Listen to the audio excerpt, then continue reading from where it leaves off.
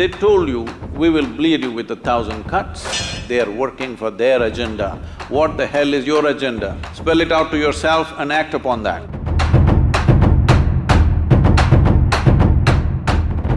When something like Pulwama happens, I think initially we have a lot of outrage against it, and gradually, from being victims, we start feeling guilty or an oppressor. And a lot of complexities come in, and it seems a very fuzzy view after that, and a nation feels very confused what should be their reaction to terror. Say, the problem is right now, you're referring to… we're taking Pulwama as an example, you're calling this terror. But I want you to understand this. This is a planned agenda. This is not terror as far as they are concerned. They are trying to fulfill their goals in a very planned way. They did not even keep it a secret. They told you, we will bleed you with 1,000 cuts. So it is not terror, it is an agenda that they're fulfilling. They're doing what they believe is the right thing to do. Because if somebody is willing to die for something, obviously they believe strongly enough to die for it. So they're doing what they believe is the right thing to do. Now, from your standpoint, are you doing the right thing that is good for this nation is something you must decide. There is no need to get excited about this, there is no need to… you just get some satisfaction by labeling somebody a terrorist. I want you to understand, somebody is working, life or death, they are working for their agenda. What the hell is your agenda? Spell it out to yourself and act upon that. What is it? Well, for over a century, we fought for the independence of this nation.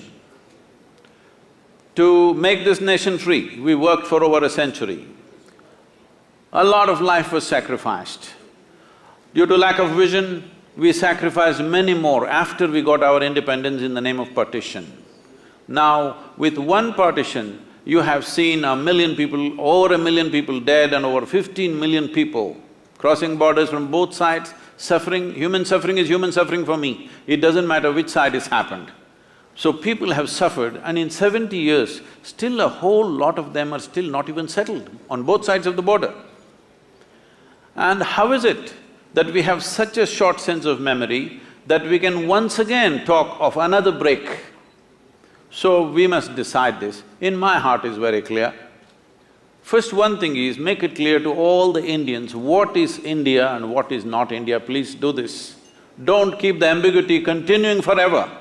Just 100%, this is our country, this is not our country, let us focus on what we need to do for the well-being of these people, rather than going on endlessly debating, where is the border? How long will you debate?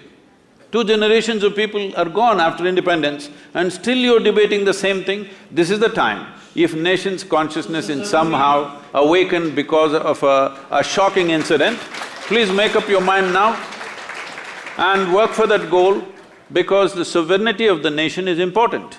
For me, within my heart, well, it would be fantastic if we lived here as global citizens and we're capable of embracing each other and living here wonderfully, that would be fantastic. But we have not come there. Still, nation is the largest human entity you can address. If you want to address human well-being, you can only address it as a nation. You cannot address it as a globe. We don't have the mechanics to do such a thing. So, this nation, over 1.3 billion people, is a world by itself. So if we want to take these people towards fulfillment of their lives in this generation, the most important thing is we decide in terms of geography what is our nation, what is not our nation, and what do we stand for this. So protecting this is our business and our duty. Unfortunately, if cruel things happen, they happen. It is not our intent. I am not even talking about retribution, revenge, no, this is not our nature. But solution for this nation is important.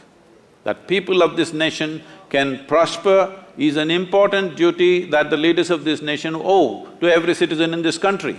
For that, it is very important that our borders are quiet, because the service and sacrifice of our soldiers is the basis. It is upon that foundation that you write your poetry, I do my spirituality, he does his yoga, somebody does his business. For all this, the basic foundation is the stable situation in the country. If we don't create that, we are failing in our fundamental duty, we are not being peaceful, we are just being naive.